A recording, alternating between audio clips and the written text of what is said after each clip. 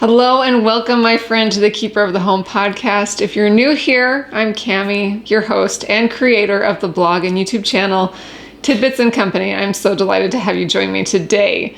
Now, if you're with me on video platforms, you can see maybe a different backdrop. Of course, if you're on the audio-only podcast platforms, this doesn't matter, but we're in my new home and I found a cozy little corner to film this podcast for you and kick the kids out of the kitchen, send them to their rooms and outside to play. So we'll see how long I can do this and how good this goes. But summer is in full swing. And if you're in the same stage of motherhood that I am in, it can mean that kids are underfoot, and that is wonderful. But we'll see if I can get this podcast filmed for you, because I have some interesting thoughts to share with you today that I hope help you enjoy the summer season.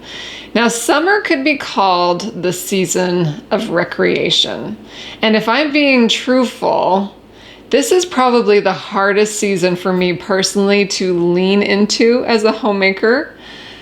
I find it difficult to prioritize fun. It just doesn't come naturally to me. I love to work, and setting aside the to-do list to just have fun is more challenging for me. And the other seasons that are more about the home and nesting just come more naturally. So I still value and see the importance of fun. But I find that with so many tasks in the home and in the yard and all that comes with the summer season, there is this hard reality that sometimes fun often means more work for the homemaker. Often that means more laundry, more food prep. You've got packing and picnics and trips and activities, and kids tend to stay up later and you get less quiet time. Can we all just agree that sometimes fun for the homemaker also means exhausting? And I think that's why I have a hard time really leaning into this opportunity or this season of recreation. But we all know that all work and no play makes Jane a dull girl. So how can we as homemakers enjoy this season of recreation and use it for what it is intended for? And I think the summer season can be summed up in a couple simple words, such as simple pleasures and relationships. And those are very important.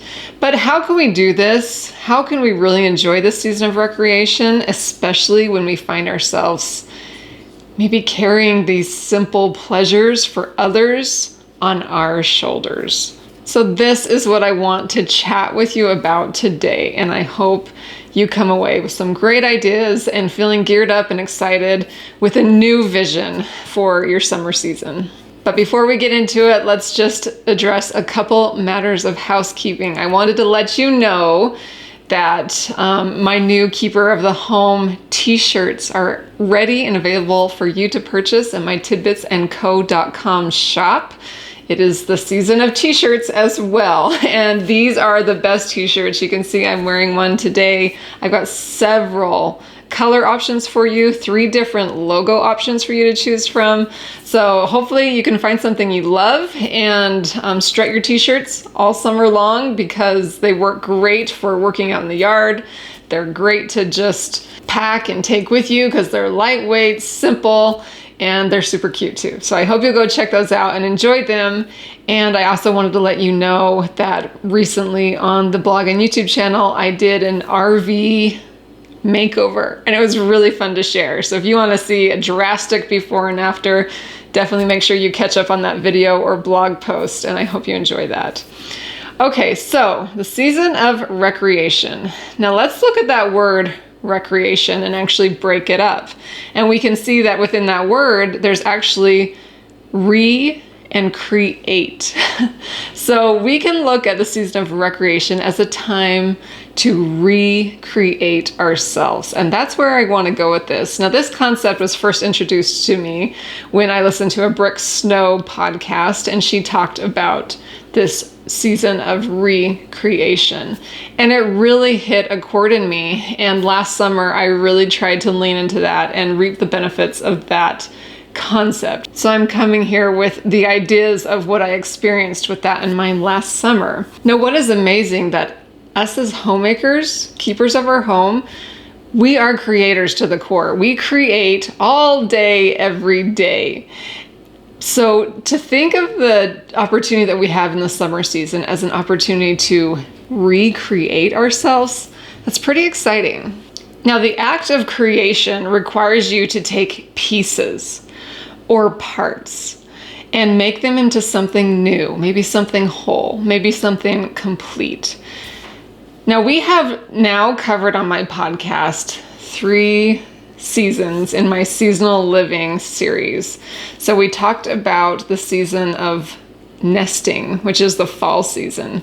We talked about winter as being the season of rest. And we just recently talked about the season of growth, which is springtime. But here we are in the season of recreation, which means my podcast is almost a year old, which is super exciting.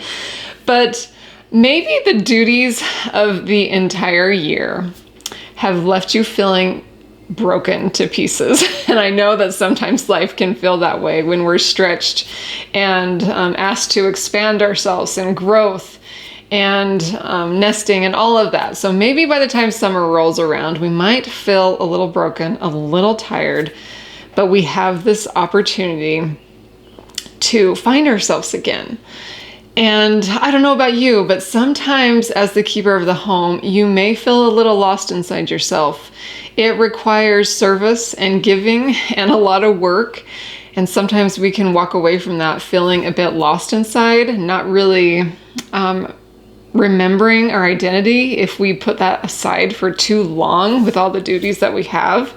So there's really no better season for you to pick up the pieces of yourself and find that child within and truly embrace what summertime has to offer. It's a time for you to discover what brings you great joy, what simple pleasures in this life mean the most to you, and of course, what relationships mean the most and that you can nurture and grow. Now, forgive me for getting a little personal here, but I hope to share my perspective, a little bit of my story to give you something to relate to. But in my youth, I would consider myself as being extremely social. I considered myself a full force extrovert. I had dozens of friend groups. I was always busy. I always had plans. I was always playing with friends. I was always making connections. I loved it when my mom or my church would arrange gatherings and social events. I loved potlucks. I loved parties. These things just gave me life. And I considered myself an adventurous person. I never backed away from opportunities to go skydiving or boating or travel. These things were just who I was, and I loved it. Fast forward into homemaking and motherhood. Oddly enough, I have begun to see myself as an introvert. And I found that I just maybe prefer quiet nights in. I probably call myself a homebody now. Social gatherings, though they still happen in abundance, they wipe me out. They truly do. And I find myself making excuses to maybe not attend potlucks or play dates or not host any of these activities. And so I've really taken on that identity of an introvert. Now, I've often thought about this, like, why the change? Maybe it's natural. Maybe we all grow older and calm down from our youth and that adventurous spirit. All well and good.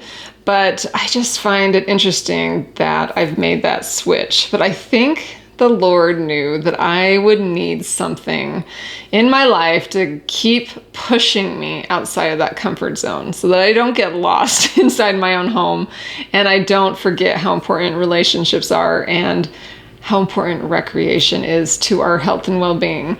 So fast forward, I created a blog. I got into a lot of hobbies like photography, a lot of creative outlets that got me through the trenches of young motherhood. And all these things kind of broke me out of my shell.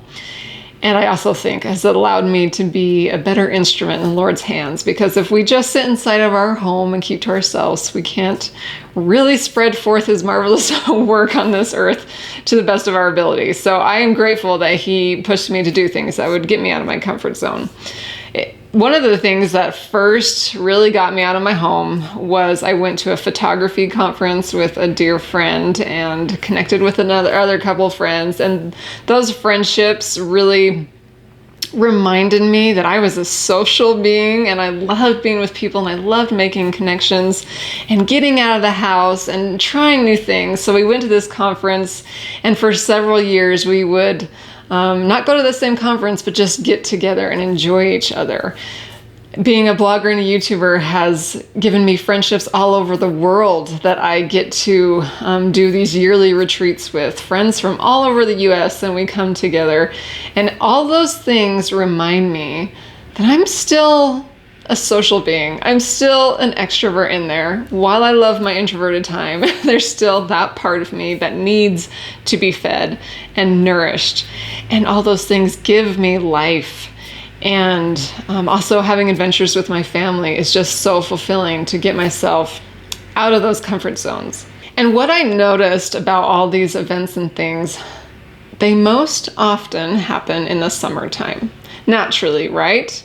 And so summertime became a time where I could experience things, where I could maybe shrug off some of the responsibilities that maybe weighed me down. And I often found myself just thinking, oh, there I am. I also do the same if my husband and I get to go out on, a weekend trip or something. Just getting away from those responsibilities that even if we love them and enjoy them and they fulfill us, it's so nice to just remember that my spouse and I are friends and we have fun together and we laugh together. And it's just truly so important. I also love showing my kids that side of me. Of course, they see the mom with the busy schedule, the to-do list, the cleaning and the cooking, but I love to show them the side of me that is just fun. Maybe we go on roller coaster rides together in theme parks. Maybe I engage in a water fight, or maybe they see me just relaxing on a hammock with a good book with nothing to do. And there have been moments where I just let go of all of it and we sit and laugh and we share funny stories together. We make up funny stories. There are moments where we do campfires, roast marshmallows, have s'mores, we throw parties and get-togethers. I think it's super important for your family and friends to see that part of you and to connect with that part of you. I find that those are the memories that they really hold on to. Sometimes I like to imagine if they're going to give a talk at my funeral, are these the moments that they're going to remember and recall and treasure?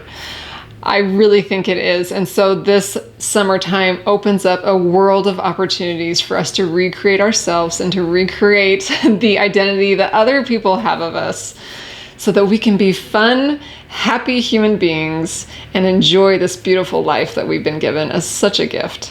And I really am thankful that we live in a society for the most part, recognizes the need for things to stop in the summer. I love that school books get closed, even though we still do some homeschool in the summer. But for the most part, all that stops. We maybe stop all the activities and the lessons, ideally, and just give ourselves a break from all of that and just live in the moment and enjoy the season. I like to think that society really does know that all work and no play makes Jane a dull girl. And we all need the energy and the youthfulness of summer to make it through the responsibilities that are going to be upon our shoulders the rest of the year. So today I want to offer you 5 suggestions on how you, as the keeper of your home, can lean into this season of recreation or recreation. Number 1, to keep the parties, the activities, the gatherings crazy simple. You can go all out during the holiday season if you want, but think of summer as an opportunity to just keep that so simple. Because I've found that oftentimes what stops me from maybe inviting the neighbors over for a cookout or having family over or getting out, throwing parties, what stops me is the thought of the amount of work. And I don't think in the summertime very many of us really want to spend our days in the kitchen working away. So of course that's going to stop us. So think simple, okay? Don't feel guilty about the paper plates and the paper cups that you're going to toss. Get pre-made burgers, hot dogs. Yes, I don't always love to eat this kind of food, but if it means inviting people over into your life, let go of some of your high standards and just enjoy the simple things of life. Watermelon, hot dogs, ice cream, s'mores, things that require almost no prep that you could throw together as your company is coming over, get their help. Just keep it so simple. And I think you'll find yourself enjoying it a lot more. And really, is there anything better than a simple hot dog, watermelon, chips, a little salad? There's nothing better. And summer is the perfect time to just keep things very simple. Now, if you do love throwing elaborate summer parties, go for it. And I actually have a 22-page printable called the Host Planner on my blog and shop. And I use that a lot if I am going to plan more of a detailed party. But if you love to throw the summer parties and love to make a big deal of it, I think that Host Planner will be really helpful for you to get everything planned out. But just regardless, open your heart and open your home during the summertime and imagine what your loved ones will remember you for. My suggestion number 2 is to do some things just for yourself. It's okay, but this is a hard one to do, I know. Now, last summer, I had this unusual moment that I want to tell you about. And it's unusual because I'm a homeschool mom, and these moments do not come because I always have kids with me, always. But I had actually taken my kids down to the city park. We were just going to spend a nice afternoon there. I had grabbed a book and a magazine for myself, knowing full well with 3 teenage girls that love to chat that I would not have a moment to even crack open the book. But I brought it anyway, just in case. And this weird thing happened where I had their friends' moms text me and want to come get them. And I said, oh, we're at the park. And they just swung by and grabbed the kids. It happened with a couple kids. And all of a sudden I found myself at the park completely alone. It was the strangest moment. And I thought to myself, okay, well, I could go home and get something done. I could go prep dinner. But instead, I opened up a book and got sucked in and found myself sitting alone at a park for hours. I don't think this has ever happened in my life for the last 20 years. So this was an extremely unusual moment. And I got to tell you, it was divine. I just remember feeling after I finally went home and after I picked up the kids from their friend's house, I just remember thinking, I've got to do this more because it gave me life. It was all for me. I wasn't home around the distractions and the to-do list. I was just able to totally relax, get sucked into a good book, enjoy the sunshine. It was a moment like that that I realized this is so important for my well-being, and it helps me show up so much better for my family. And I'm reminded now as filming this podcast that I need to do this kind of stuff more. I need to make sure I make time for that because, again, it's recreating myself. It's helping me find who I am. Remember that I have interests and desires, and I love to relax. I love a good book. These things are so important to remember. And I think as you take these moments, we really are teaching our family and our loved ones a really important lesson that it is really healthy to let go of time, to soak up the sunshine, and let the hours go by in total ignorance and carelessness. It's okay to do that sometimes. We need to have those moments where there's no cares in the world. Sleep in. Wake up with the sunshine beating on your face instead of an alarm clock blaring in your face. Lay a blanket on the grass and get lost in your thoughts. No devices. I mean, how amazing would that be? I did that all the time as a kid. Stay up late, gazing at the stars and thinking. Do you remember doing all these things as a child? I have to tell you, they're even better as an adult. So give yourself these opportunities. This is the stuff of summer magic, so go and enjoy it. All right, my third suggestion is to be nostalgic. Now, when it comes to summer, there is absolutely no need to reinvent the wheel. It's the nostalgic stuff that makes summer magical and makes your life and your activities just have more impact. If you happen to have a family cabin, I know that my husband grew up with a family cabin that they went to every single summer. That was their vacation every year. And it's all their family could afford because it was already paid for. So their summer was about the family cabin. Embrace that. Go to the same Airbnb so that your family can have these reoccurring memories and just ingrained in them of what summer is. This stuff that is familiar and memorable. Go relive it. Go camping with your cousins. Have sleepovers at grandma's house. Enjoy patriotic traditions. Just all the simple pleasures on repeat. I think that is what makes summer so amazing. It is really not about the dream vacation or saving thousands of dollars every summer to have a new experience. Even though those are awesome, I really think it's those repetitive things that give you something to look forward to, that gives you this opportunity to connect to your roots and your branches and dig those in deep. So really think of summer as more of a nostalgic, repetitive thing. Bust out the same old tablecloth. Don't go get a new one. Hang the same flag. Go to the same lake that you've always gone to and recreate those memories that you hold so dear.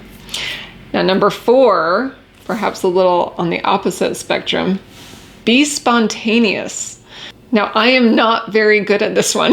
It's true. I love a well-laid plan, but summer is about spontaneity. So I was trying to imagine how I could be more spontaneous because it's very difficult for me. And I had the thought, what would happen if instead of making dinner one summer night when I didn't feel like cooking in the kitchen, what if I just said, we're having ice cream for dinner, and I took them to the ice cream parlor?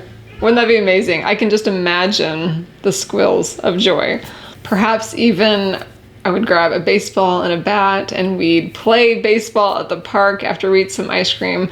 I'm just imagining the most amazing memories and summer evening with my family. Now, naturally, this is not in my nature and it's completely out of character, so it would shock everyone. And I would probably go home later that night and make myself a nourishing salad because I'd be so sick. But still, just the thought of doing this, I just think, how amazing and magical would that summer night be? And I think we just might be surprised at ourselves what we discover outside of our best laid plans. So there's an idea and an encouragement for you to be more spontaneous this summer. Okay, the last suggestion I want to leave with you is to just remember that true lasting joy is always about others and your relationships.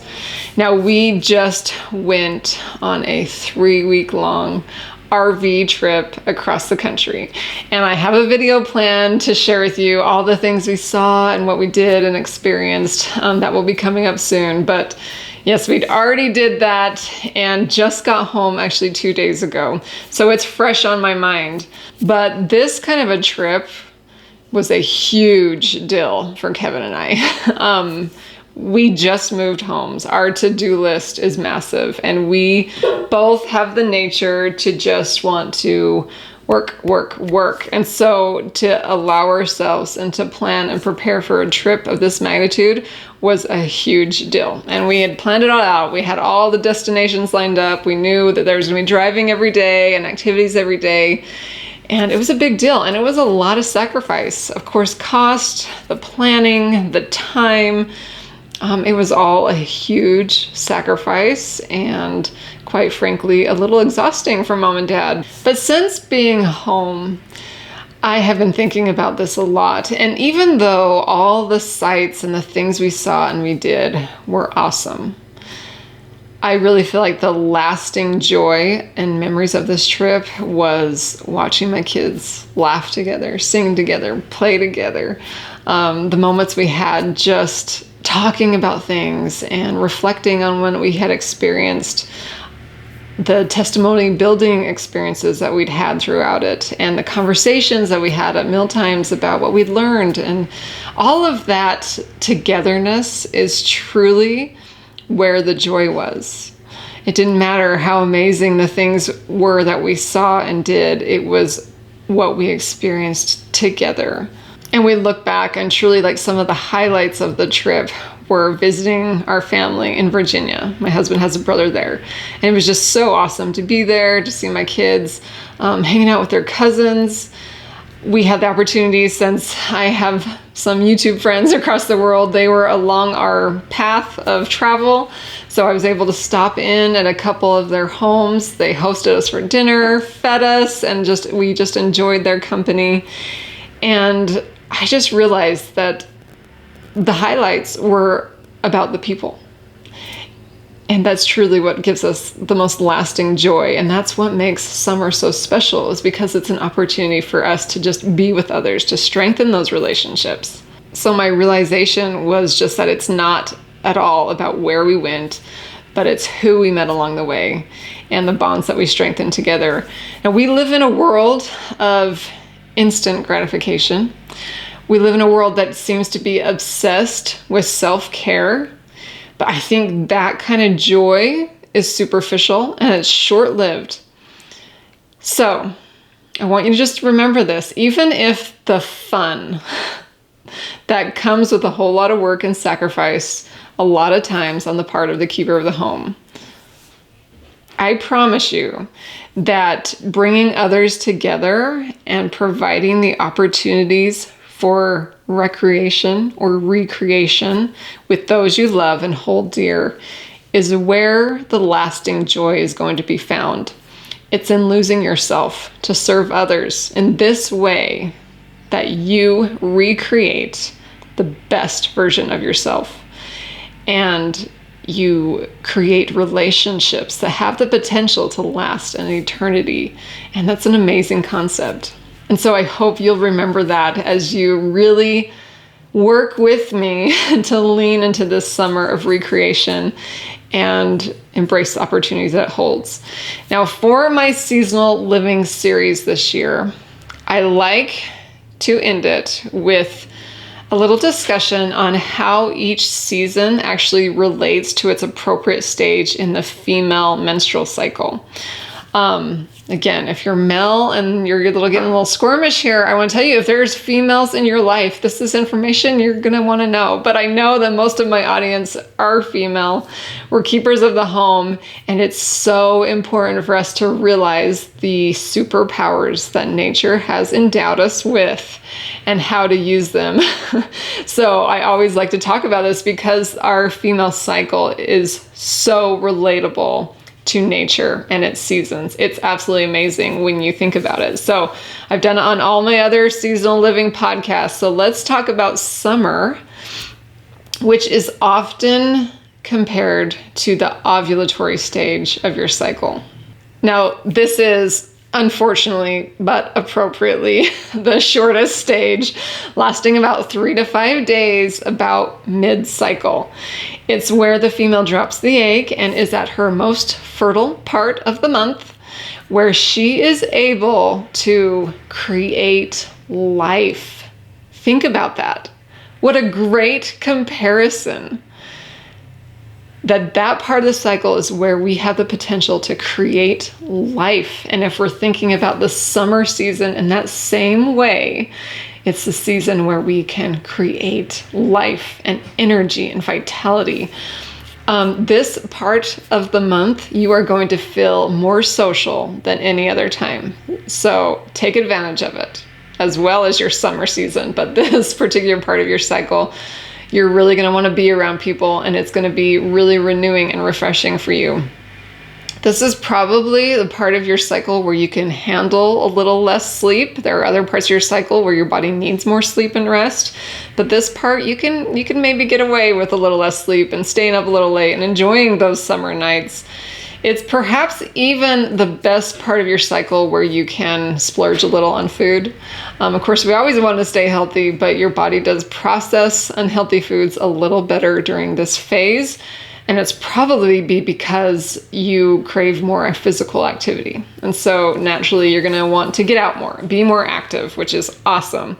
This is when you are going to notice you feel the happiest. You're just more joyful. And I have to tell you, my family knows when I am in this phase, and they love it. And we all soak up those 3 to 5 days as much as we can, because there's just something about it that, by nature, I am more cheerful. And of course, we all know if mama ain't happy, nobody's happy. But this is a time where my cheerfulness is contagious and everyone just kind of craves to be with me, and they crave my attention and my presence. It's quite amazing. And if we're discussing what these hormones are doing, your pheromones at this time of the month are sending huge signals at this stage, and you become your most attractive. You probably have a time of the month, maybe you've noticed, maybe you haven't, where you felt just a little prettier than normal. Your cheeks have more color to them. Your skin tones are a little warmer. It's like we're peacocks and we're just strutting our stuff and letting everyone know, here I am, come get me. But that's what's going on with your pheromones and your hormones, and they're sending out those signals, and it makes you a very attractive person to be with, and you are happy. And I just think, wow, nature is so amazing. So take those principles, of course, lean into it every single month, but lean into the same thing that's going on in nature during the summer season where the skin is warm, it's warming up our body, our tones, and it's just making us funner people to be with. So let us learn from it and invite all summer long to be the season where we create life and energy. My fellow keepers, it is the season to expand your homemaking and your hearts to greater heights. And I pray you will find lasting joy through family, friends, and most importantly, through our Lord and Savior Jesus Christ, our eternal recreator. I hope that you'll subscribe and stay in touch, because I will be back, Lord willing, to share more inspiration with you for the keeper of the home.